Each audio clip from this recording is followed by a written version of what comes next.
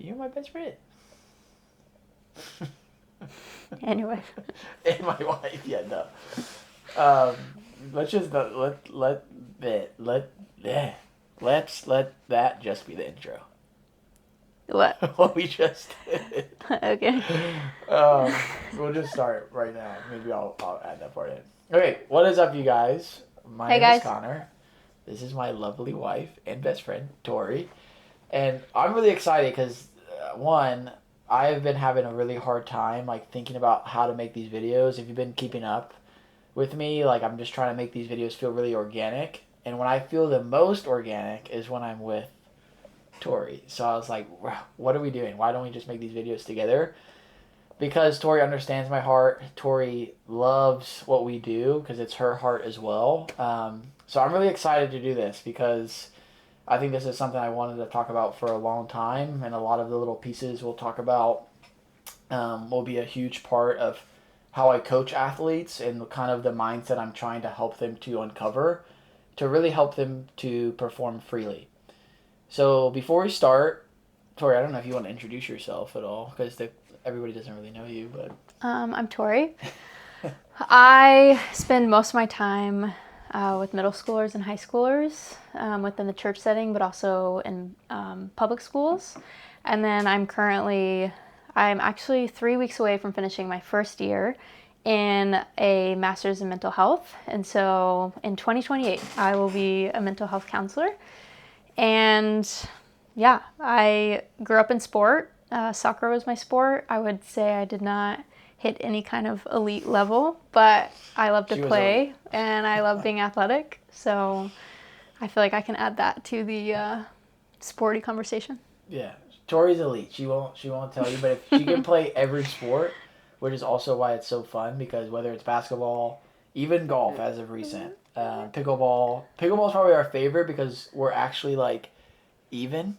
Well, I showed him pickleball Yeah, she showed and me beat him pickleball. for like the first 2 games, and then he started beating me, and I got really mad. So That's now true. we are pretty even for Yeah, pickleball. but like she actually gets to like beat me up, which is fun for me because I don't have to hold back.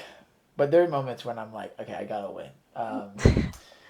But yeah, so it's been really fun. We love athletes. We spend a lot of time around high schoolers, teenagers, college athletes, and then honestly everybody else on top of that as well.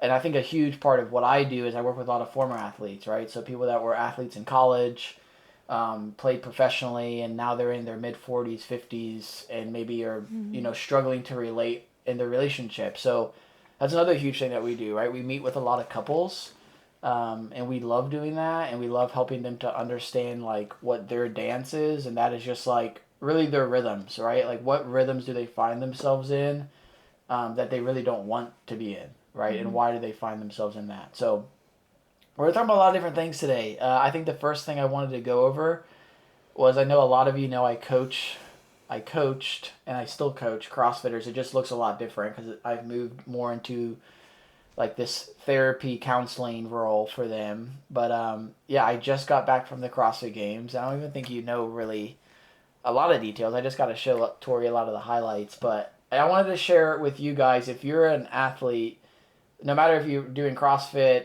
basketball, football, soccer, volleyball, like if you're wanting to be an elite athlete, play at the Division 1 level, play at just the next level in general, I really feel like what we're going to talk about today is going to give you a really good backing on how does that look, right? And really the question we're going to answer is how do you do that in a healthy way, right? Because we know from an athletic perspective, like not everything that we do is healthy, and we know it's for the good of our sport and to be competitive, but it's like in the mundane of your life, how can we really relate to our sport in a healthy way? So we're excited to dive into that.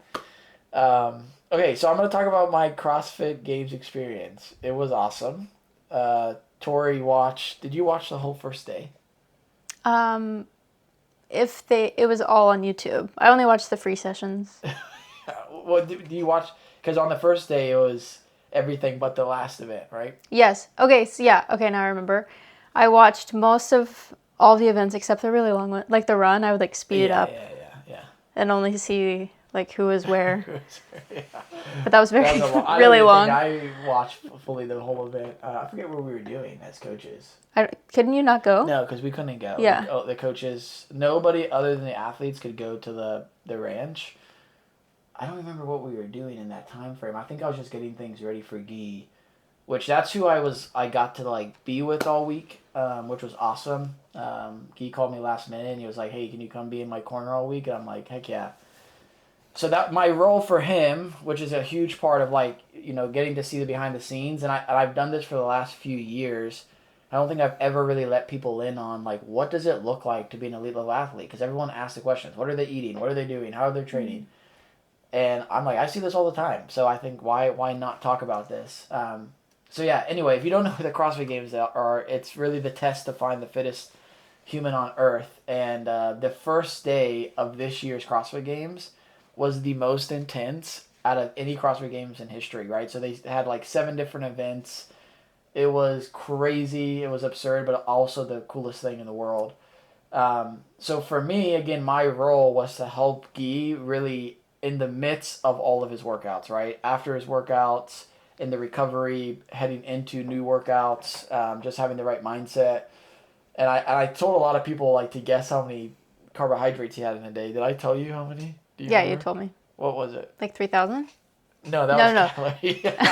Wait, it was way more than that. He ate 1,200 grams of carbs. Yes. Yeah. 3,000 would be crazy. That would be insane. But which was around 3,000 calories, right? If we do the math. In carbs. I think like... Only.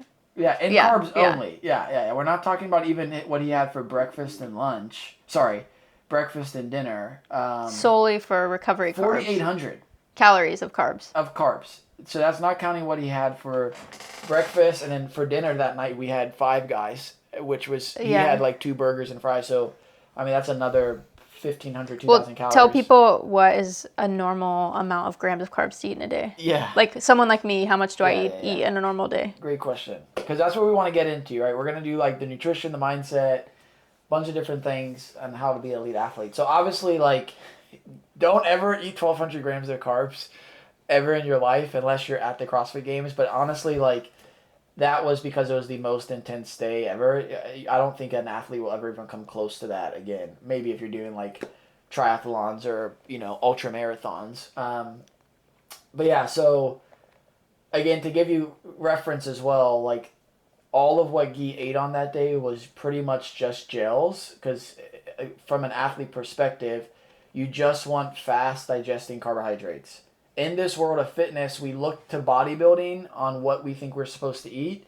And again, bodybuilding has nothing to do with performance. So when we talk about performance and being an elite athlete, I always joke saying bodybuilders are not athletes. They are. But more so we're talking about performance, right? Again, marathon runners, high rocks, CrossFit, endurance.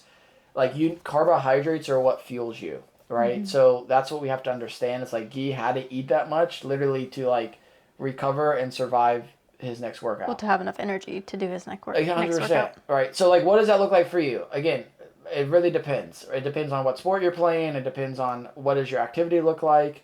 But rule of thumb is you need to be eating at least 2 to 3 times carbohydrates of however much protein you're eating. And then the question is, how much protein should you eat? And you probably heard all of these different numbers. Again, this is so arbitrary because I have no idea what your goals are. But you need to be somewhere in the range of like 0.6 to 1 gram per body weight, right? So again, that could, if you weigh 100 pounds, that's 60 grams all the way up to 100 grams of protein. And why is that so low on the low end is because a lot of people don't realize they're not going to get enough carbohydrates in if they're eating too much protein. And from research, we know that anything over like a gram per body weight, that protein is just being wasted in a performance setting. Right? Again, if you're in bodybuilding and you're trying to lose weight, like, that's totally different, right? So we're not talking about weight loss, really. We're talking all about performance. So yeah, nutrition is a huge part, right? Like, I just had a conversation today with one of my clients, and eating actually has to be like almost a full-time job for an elite level athlete, which is crazy, right? Like, and I think, again, that is the part, if we're just going to kind of touch on that, I work with so many athletes that have struggles with their relationships with food. They have health issues with their gut. They have, body disorders. So it's like, I think what we're also asking athletes to do is really hard because they're like, hey, you need to eat all this food, but also not let it affect you mentally and Right. emotionally. So yeah, do you have a question on that? On like Well, direction? also, how does it affect them physically? Like if our bodies aren't used to eating 1,200 grams of carbs or however many, Right. and then we're shoving carbs down, Right. what does that do for someone's gut or for someone's... Right. Right. Yeah. Yeah. Also, Tori's here to direct everything because she keeps me keeps me in line, which is good. So yeah, I think one physically, you're saying like the positive side of that or negative? Or Yeah, both? either side. Yeah. Yeah. Okay. So I think first let's understand because I think a lot of people don't understand, especially from an athletic perspective. Like when you're looking at bodybuilding, you're like, oh, I shouldn't have carbs and carbs are bad. Well, again, so arbitrary. Depends on what your goals are. But if you're not eating carbohydrates as an athlete, just say goodbye to your performance all the way around, right? Because what happens when our bodies get put into this fight or flight state, which is everything that you feel in a workout, all that's being pumped into your bloodstream is glucose. So if you don't have enough glucose, which comes from carbohydrates, your body's not going to perform the best, right? So if you're going, and glucose is pumping, they're like, hey, sorry, we don't have any more left. Your body's just going to shut down, right? So again, when we talk about recovery to keep your body going, that's why Guy had to eat all these carbohydrates, and it was just like he could go and go. Granted, he had to train his body for all that volume as well, so it doesn't mean you can just eat and continue. It's not just to the go. carbs. Yeah. But that's important to note, right? From the positive standpoint, is your body needs sugar, right? And we look at sugar, oh, it's bad. Again, that's the part where we come in. It's like, yeah, from a health perspective, nobody in their life, if they want to look, they want to feel healthy, you want to talk about longevity, you should never worry about eating that much carbohydrates. Right. But so many people also rob themselves from carbohydrates because they think it's bad, and your body needs that sugar, right? It needs that to like react, which I feel like we need to do a whole another conversation just on How carbs are friends. nutrition in general, Yeah. and what does nutrition look like for health? Because again, most people are under eating, which you're probably like, oh no, you're not, but you are from a whole food perspective. Tori was. I would love for her to share a story about that. Anyway, the negative side of it. Yeah, eating that many carbs. So many people will be like, man, my body can't handle it. Like my body literally like rejects it. And I want to go into that a little bit because so many people again will have the gut issues. They'll have the the bloating. They'll have gas. They'll have the body dysmorphia. The unhealthy relationship with food. So why is that happening? Okay, first, if we talk about, because this can be like a black hole and we can spend a lot of time here. If we talk about why the body could be rejecting it and our gut is not doing it, the first thing I always want to look at is I want to go really deep. Can I look at your nervous system? Because if your nervous system is stuck in this chronic state of fight or flight, you're not going to digest anything. So it doesn't matter if you're eating protein, it doesn't matter if you're eating carbs, it doesn't matter if you're eating fats. Your body's going to have a really hard time digesting that unless you're getting into the parasympathetic. So what did I do with Guy in between these workouts is I made sure he put his feet up. One, cooled down after every workout to help him to get into the parasympathetic, which is the rest and digest. And then two, we're focusing on breathing. We're focusing on clearing his mind. We're focusing on like not being on his phone, right? So I think one of the things I had written down I wanted to go over is as an elite athlete, whether you're in competition or in your day-to-day, I ask everyone this, is what are you doing in the in-between? So something I noticed that literally probably 70% of every CrossFitter was doing at the games. One, let me just say this, put a hard cut on this. Elite athletes are normal people. Okay? And I think people yeah. They think they're like some superhumans, and granted they are from a fitness level, but I look at these people like these are just young college kids that still haven't figured out their life. Why am I saying that? Is because every single one of them, again, a huge percentage of them, in between events are just on their phone, scrolling. And I'm like, and then I feel so conflicted because I'm like, I thought you said you want to win the CrossFit Games, right? And if you want to win the CrossFit Games and do well, then why are you not maximizing every single second in between? And again, It's like people can't live in that way, and I'm just helping them to understand. It's like, well, why are you going to that? Right? Like, why are you going to your phone? Why are you distracting yourself? And again, what I always say, like, distraction is such an invitation to grief. Like, there is something happening in your body that you don't feel safe enough to engage with. So subconsciously, you're just going to distract yourself. Does that make sense? Yeah. What would be some examples? So let's say I was at the CrossFit Games, which you would be so fun. Yeah. That would be awesome. But so let's say I finish an event and I find myself going straight to my phone. You know, they didn't have a lot of rest time at all. Yeah. But let's say they have an hour. An hour. I would say that on average they had at least an hour. To like from the cool down to warming up again. Yeah, obviously not all events, but at least on average I would say an hour. So in that hour they're like, okay, I need to chill. So they go to their phone. And we say like that is a way for them to distract and kind of like be in their own little like escape. What do you think could be happening for them if they weren't on their phone? Yeah, great question. So one, we have to understand that like just because the phone feels relaxing, I know we always talk about dopamine, but like we have to understand like that isn't rest. Like it's not. Me watching TV, like because there's so much happening in our brains, and this is just distracting from it. So all this is being, there's so much energy here that's happening in our bodies that we're not engaging with. So part of us helping us to get into this parasympathetic state is, can we engage with it? Because if you have a bad event and now you're really upset about how you performed, and then you just go on your phone and scroll, or you're crying about the event and you're not really processing what happened. Right. What do you think that's going to do to them in the next event? Right? Like they didn't recover. Right. So they're not going to fully recover. They're not going to fully maybe even get their food digested or be even hungry to eat because they're so dysregulated. So that's the invitation is like, can they start to become curious about like, well, why do you even feel like you need to go on your phone? Right. Mm-hmm. Does that kind of answer your question? Mm-hmm. Yeah. Because I think there's a lot. I'm just watching it and I'm feeling emotions. I cry like randomly, or I'm like feeling angry. So I know even as an athlete being in that setting, there's got to be sadness that comes up, anxiousness that comes up, disappointment, anger, laughter, like joy. And if all of that is getting like scrambled up inside of us, and then we have an hour to like unscramble it and we don't, then we're still carrying that same like messiness into the next event or the next day. So there has to be an unraveling of what just happened. Right. So let me talk about what did I do with Guy, right? Like what was going on in between. Also, Guy, by the way, you killed it. He crushed it. He killed it. That was so fun. That was like the funnest thing to ever witness.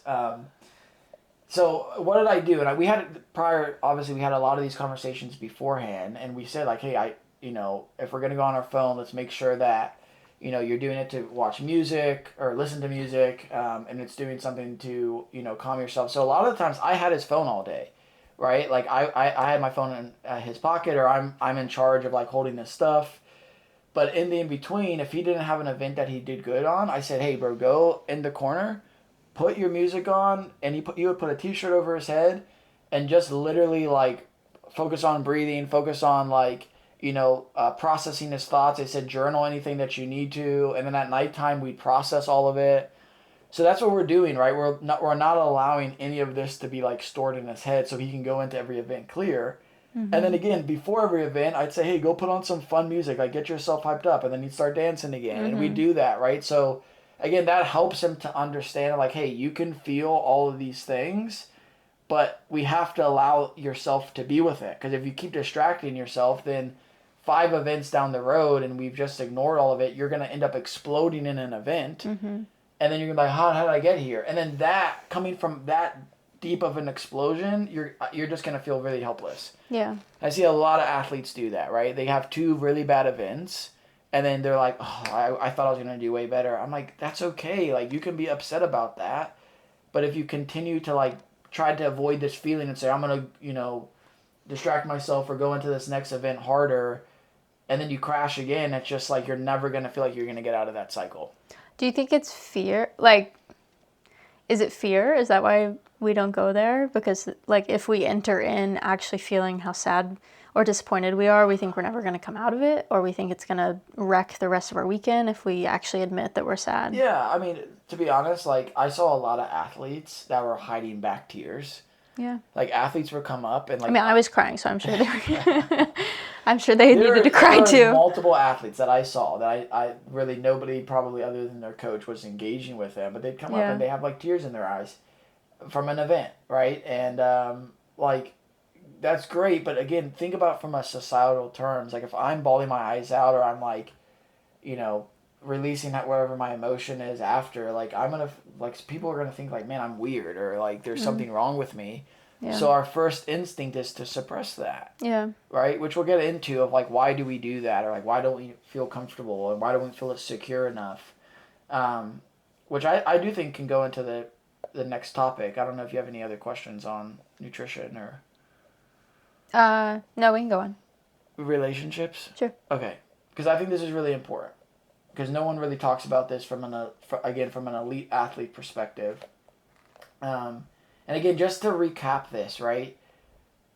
I have a really hard time with the phrase, right, when athletes are like, when athletes are basically struggling, and it's because they're not realizing, like, the sacrifices they're having to make to be an elite athlete. Right. Right? And they're wanting to feel, like, healthy, and they're wanting to feel this, and I'm like, but that's the sacrifice that you're making, right? Again, like, no one's going to feel the best. Like, he even said, it cracked me up. He got interviewed, and he said, hey, what are you going to eat as soon as the CrossFit Games are done? And he was like, I'm not going to eat. Like, I'm done eating. I didn't see that one. That doesn't seem fun to me. Like, I'm going to Hawaii, like, eating doesn't sound fun. Exactly. So, but just to say that, like, some of these things you're not going to feel good, right? Like, if you go and do a hard workout, like, the goal isn't to come back like, oh, I feel so healthy. So I think you have to allow yourself to detach from that. And again, when we talk about relationships, I don't think any athlete is aware of how much their relationships affect their performance. And this is what we've, got to do research on and just be able to look at. Like, so many athletes are so affected by their relationships, and then they're unaware of how that is affecting their performance. Yeah. Right? Like, to use Matt Frazier, like, Matt Frazier literally said before he was with Sammy, like, he would, be up to midnight arguing in this toxic relationship, and then that would affect his sleep, which affect his training. So imagine if you have, 15 of those training blocks that are messed up because of that. Well, great. That's 15 training blocks that you are literally behind now another athlete that doesn't have that. Right. Right. And so many athletes have these patterns in their relationships that are playing out in their sport and have no idea as to why. Right. Which I want to get into. So I need your help on direction. Where should we go with that? Well, I also just wanted to say I'm not an elite athlete, and I'm in relationship with you and then my friends and community, and that adds a lot of stress to my life, and that it doesn't have to affect my sport because I'm not an elite athlete, but elite athletes still have the same relationships and still have to be an elite athlete. So I think, like, it's just difficult. That feels really difficult to have all of that to carry, because your elite athletes are carrying the same stress that I even feel in relationships, and I don't even have a sport to carry. Right. So it is worth working in the realm of your relationships. Right. And okay, so you asked for direction. No, you're good. You always bring up Ariel Lowen. Yeah. Because Ariel Lowen has found, and I think you've even seen it in Guy a lot too. Yeah, I saw it a lot. I want to talk about Guy's mindset on this. Yeah.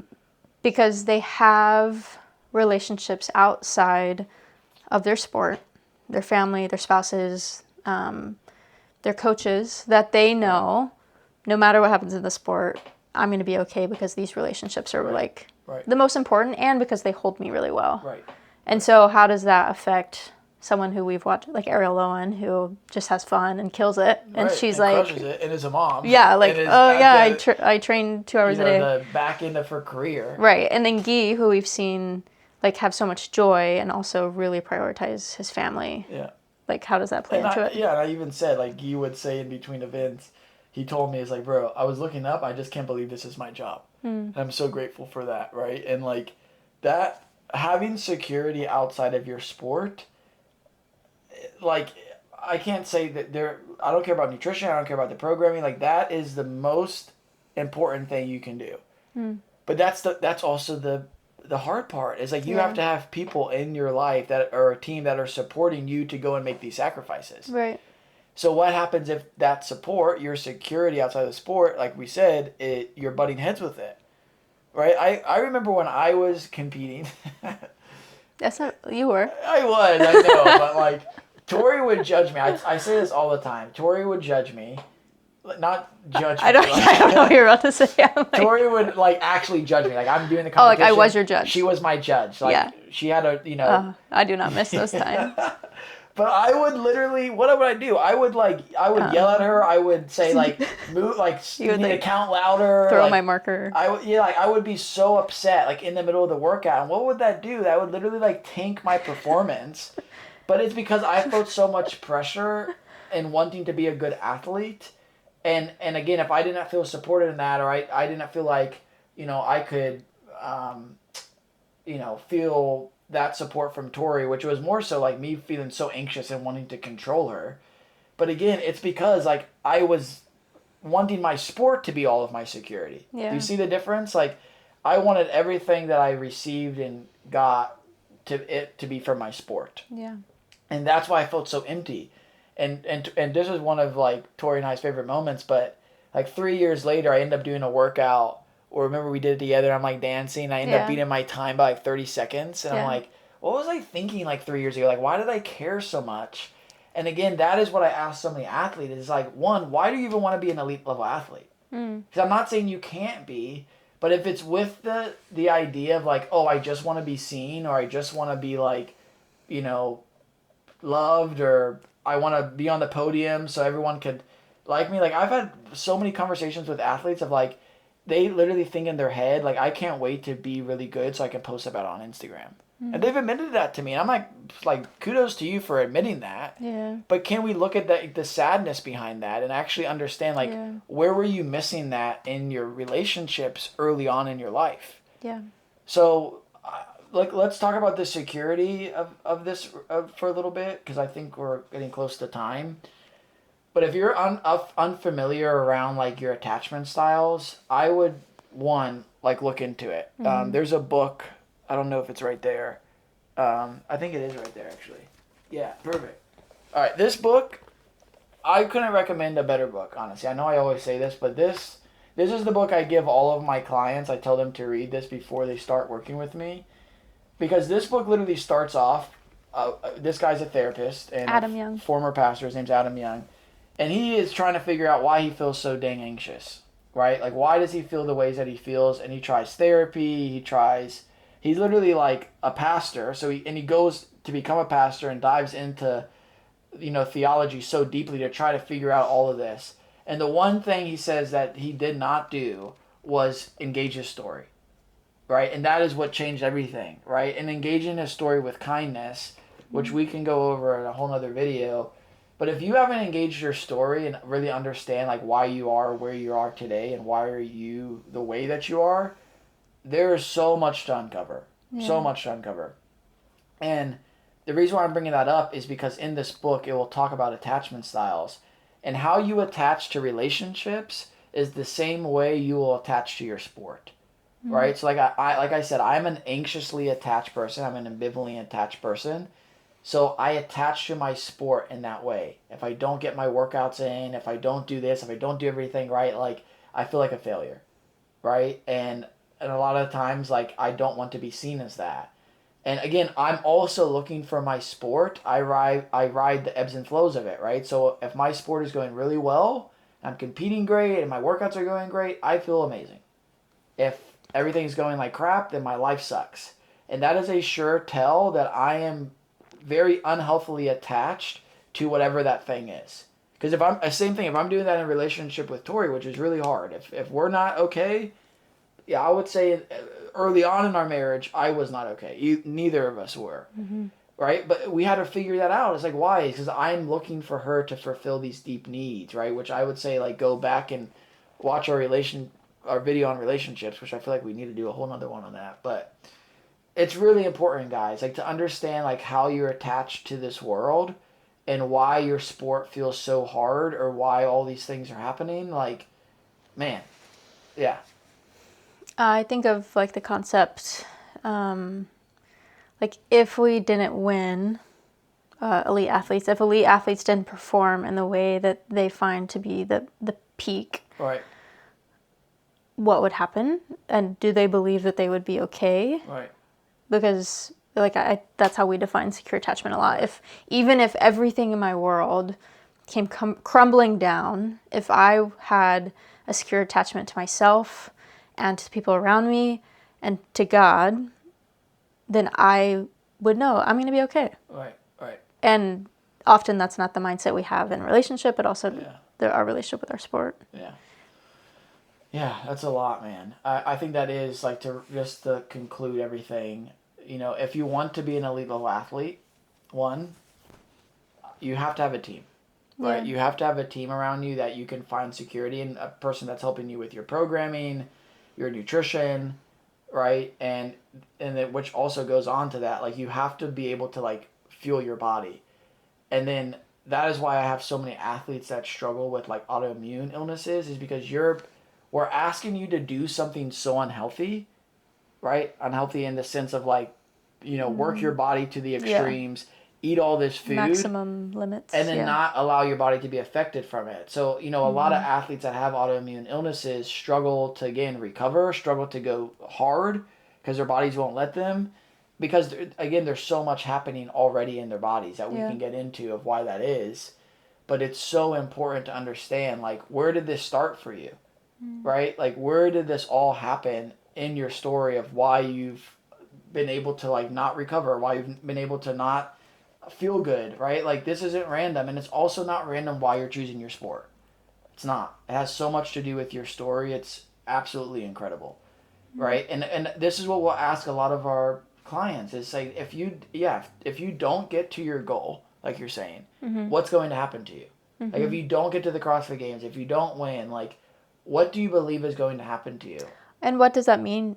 What do you think that means about you? Right. Like, who does that say you are? Right. If you don't, do you believe you'll be okay and be a loved human being? Or do you believe the shame that says you're a failure, you weren't good enough? Right. Yeah, 100%. Man. I feel like we need to cut it there and maybe do a part 2 on this. Wait. Unless just you have because other you stuff have we one need to more, say, just because you were just at the CrossFit Games, Oh, what was your favorite memory or favorite moment you remember with Guy? That's a great question. I had multiple. Dancing and having fun. The first thing that comes up though is like really just sharing meals with him, Lou, and Sophia. Like being at like Five Guys and just like it was just us, right? And it was really sweet. Like to reflect on the day. We had a lot of hard conversations. Like Guy like wanted to have, which I was like, all right, bro, like.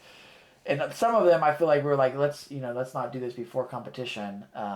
But it was good, man. Like, I really enjoyed it. I really enjoyed Guy's mindset and his vulnerability, and I think that tremendously affected his performance in a positive way. How he viewed the weekend. But yeah, I want to do a part 2 because I think there's so many things in here that we can go deeper into. Yeah. Like the autoimmune, but again, I would start with engaging in your story. Right? Like, why are you doing your sport?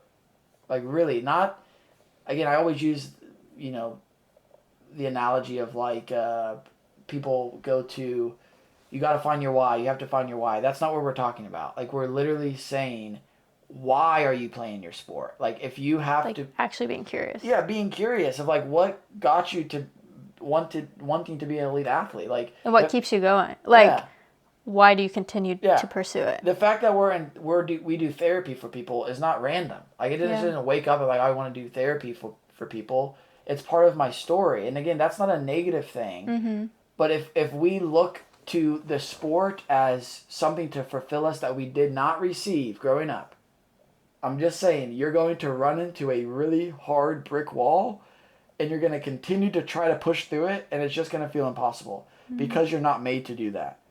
And that is why I think so many elite athletes are so unhealthy, is because they're looking to their sport to fulfill everything they have, right? It's their outlet, it's their security, it's their mom, it's their dad. It's like everything that they've never received.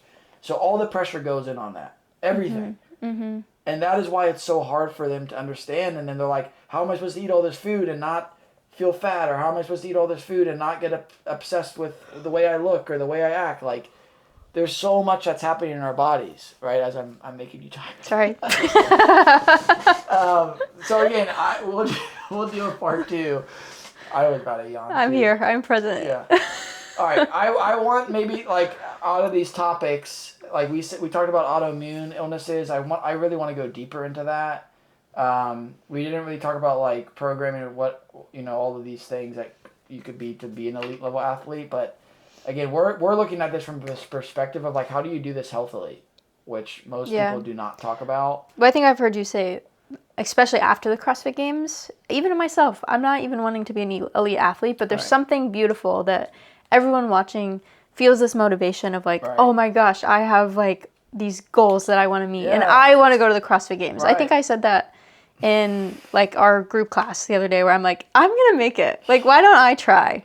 I'm never going to make it.